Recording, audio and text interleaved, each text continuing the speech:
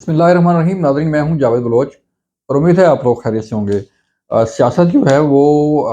तशवीशनाक सूरत इख्तियार करती जा रही है मुल्क के अंदर, और किसी को समझ नहीं आ रहा कि कौन क्या चाह रहा है और कौन किस तरफ जा रहा है, और किसका क्या क्या मकासद हैं और किसका क्या मंशूर है कि वो उस पर अमल अमल अमल दरामद जो है वो करने जा रहा है। आज तहरीक-ए-इंसाफ की दोबारा जो है वो राब्ते हुए हैं मौलाना फज़ल रहमान से, और जमात इस्लामी के साथ भी राब्ता किया जा रहा है, मुलाकात हो रही है। देन आफ्ताब शेरपाव साहब की पार्टी से भी मुलाकात हो रही है, राब्ता किया जा रहा है।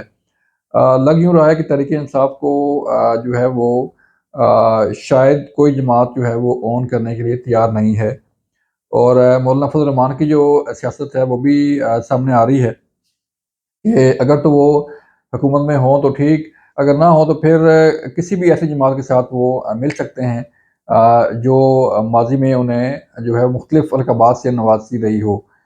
मेरी मुराद तहरीक-ए-इंसाफ और मौलाना फज़ल रहमान का जो है वो चीज़ें हैं। इस पे हम आज तफ़सीली बात करने जा रहे हैं, और फिर बात करेंगे कि इमरान खान जो है वो अडयाला जेल में बैठ के क्या पॉलिटिक्स कर रहे हैं, और उनकी पॉलिटिक्स जो है वो किस तरफ जा रही है, क्या पैगामात हैं, क्योंकि तहरीक इंसाफ का एक बड़ा एहतजाज भी होने जा रहा है। उस एहतजाज से बहुत सारी चीज़ें वाज़ेह हो जाएंगी कि तहरीक इंसाफ कहाँ पे खड़ी है और तहरीक इंसाफ जो है वो क्या चाह रही है। मौलाना फज़ल रहमान ने कल एक इंटरव्यू में जो मुख्तलिफ़ किस्म की बातें की थी, और साबिक़ army chief general Qamaruddin Bajwa और साबिक़ DGI जनरल फैज़ से मुतल्लिक ये कहा गया था कि वो चाह रहे थे कि उनका राब्ता था तहरीक अदम-ए-एतमाद के दौरान और सारी चीज़ें। तो उनके भी आज करीबी ज़राए ने ये दावा किया है इन दोनों जनरल्स के साहिबान की तरफ से कि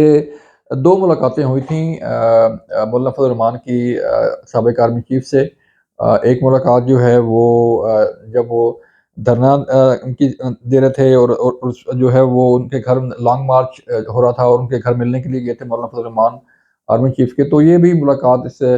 जो कहा जा रहा है कि वो कोई खुशगवार माहौल में नहीं हुई थी। और फिर दूसरी मुलाकात के बारे में कहा जा रहा था जा रहा है कि 26 मार्च 2022 को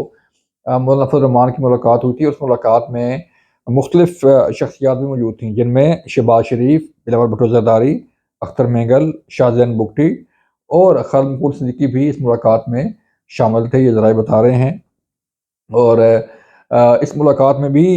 ये कहा गया अपोज़िशन को कि वो साबिक़ वज़ीर-ए-आज़म इमरान खान के ख़िलाफ़ जो है वो तहरीक-ए-एतमाद वापस ले ले। लेकिन जो है वो ये भी बात की गई कि जो तरीक़ाकार है पार्लियामेंट के अंदर वो ही अडॉप्ट किया जाए और रोड्स पर ना आया जाए। फिर अपोज़िशन रहनुमाओं पर ज़ोर दिया गया था इस मुलाकात में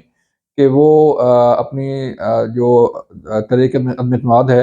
वो वापस ले लें। तो इस तरह की सूरत हाल सामने आ रही है, और उस वक़्त भी इमरान खान साहब ने मुसलसल दबाव डाला हुआ था साबिक़ आर्मी चीफ़ पर और साबिक़ DGI पर कि वो ये तहरीक-ए-एतमाद जो है वो नाकाम बनाएँ, और चीज़ें जो है वो आखिरी वक़्त तक यही चलती रही थी। तो अब जो सूरत पैदा होने जा रही है वो ये कि एक तो जनरल बाजवा ने और जनरल फैज़ ने दोनों ने तस्दीक कर दी है मौलाना फज़ल रहमान के बयान की, और जो है वो तस्दीक के साथ-साथ मुख्तलिफ़ और चीज़ें भी सामने आ रही हैं कि मौलाना किस तरह जो है वो तहरीक-ए-इंसाफ के साथ बैठ के अपनी पॉलिटिक्स कर सकते हैं, और उस पॉलिटिक्स के क्या लिमिट्स क्या होंगी, क्या SOPs क्या होंगे। तो ये सवाल उठाया जा रहा है कि कल मौलाना फज़ल रहमान और तहरीक-ए-इंसाफ के बानी चेयरमैन इमरान खान साहब जो है वो दस्तगिरबान थे, और एक-दूसरे के खिलाफ जो है वो इंतहाई सख्त किस्म के अल्फाज और अलक़ाबात से एक-दूसरे को नवाज़ रहे थे। लेकिन आज जो है वो मौलाना फज़ल रहमान चूँकि हुकूमत का हिस्सा नहीं बन रहे, और उनके पास कोई हुकूमत के अंदर इतना इतना बड़ा शेयर जो है वो मिलने को नहीं है, तो इसलिए वो तहरीक-ए-इंसाफ के साथ हाथ मिला रहे हैं, और तहरीक-ए-इंसाफ का वफ़द भी जो है उनसे मुलाकात कर चुका है, और आइंदा के लिए हिकमत अमली तय की जा रही है। تو لگ یہ رہا ہے کہ ملک ایک بار پھر جو ہے وہ انارکی اور انتشار کی طرف جا رہا ہے۔ الیکشن سے پہلے تمام سیاسی جماعتوں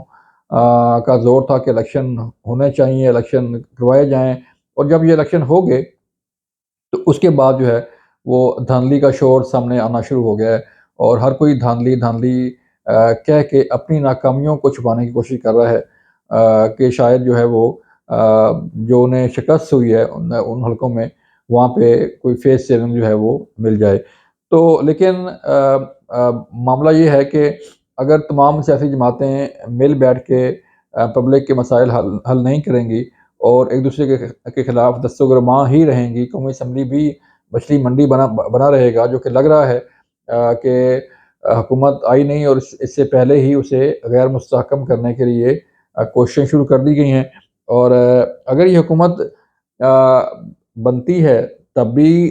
معاملات خطرے میں ہیں، اگر یہ حکومت نہیں بنتی تب بھی معاملات خطرے میں ہیں، کیونکہ اگر حکومت بن گئی، شہباز شریف صاحب وزیر اعظم بن گئے، کابینہ آ گئی، تو تحریک انصاف کے جو اراکین ہوں گے وہ قومی اسمبلی کو شاید نہ چلنے دیں، اور یہ انارکی اور انتشار کی سیاست جو ہے وہ عروج پر ہوگی۔ پھر تحریک انصاف کا پلان سڑکوں پر بھی آنے کا ہے، اور سڑکوں پر آنے کے ساتھ ساتھ جو احتجاجی سیاست ہے وہ جاری رہے گی، کیونکہ تحریک انصاف کے چیئرمین عمران خان کا یہی میسج ہے کہ جتنا زیادہ سسٹم پر پریشر ڈالا جائے کہ وہ مجبور ہو جائے سسٹم کے انہیں رہا کر دیا جائے، اور کورٹس انہیں کوئی انہیں ریلیف مل جائے، ان کے کیسز جو ہیں واپس ہو جائیں، اور وہ بڑے آرام کے ساتھ جو ہے وہ واپس جیل سے واپس گھر آ جائیں۔ تو یہ سسٹم یہی چل رہا ہے، اور لگ یہی رہا ہے کہ تمام سیاستدان جو ہے، تمام سیاسی پارٹیاں جو ہیں وہ ایک دوسرے کے خلاف دست و گریباں ہوں گی، اور فائدہ جو ہے وہ دشمن اٹھائے گا، فائدہ ملک دشمن نہ صرف اٹھائیں گے، اور پسے گی عوام، اور عوام کا جو ہے وہ سب سے زیادہ لوزر جو ہے وہ اس ملک کے شہری ہوں گے۔ اس کے ساتھ ساتھ تحریک انصاف کے بانی چیئرمین عمران خان صاحب نے بھی جو ہے وہ اپنے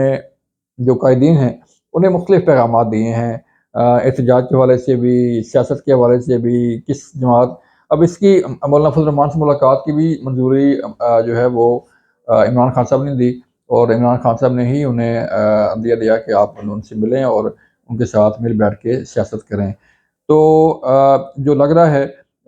شہباز شریف تو وزیر اعظم بن ہی جائیں گے، ان کے پاس ووٹ ہیں، زرداری صاحب جو ہے وہ صدر پاکستان کے عہدے پہ پہنچ جائیں گے، لیکن مسائل جو ہے وہ ان کا حل جو ہے وہ شاید نہ ہو پائے، اور شاید ملک جو ہے وہ اسی طرح جو انارکی اور انتشار کی سیاست میں گھرا رہے۔ لیکن اس میں سب سے بڑا کردار جو ہے وہ سیاسی جماعتوں کا ہی ہوگا، کہ وہ کس طرح آگے چلتے ہیں، اور کس طرح مل بیٹھ کے معاملات کو آگے بڑھایا جاتا ہے۔ یہ تھا آج کی ویڈیو، آج کا پیغام، آج کا تجزیہ۔ اپنا خیال رکھیے گا۔ اللہ حافظ۔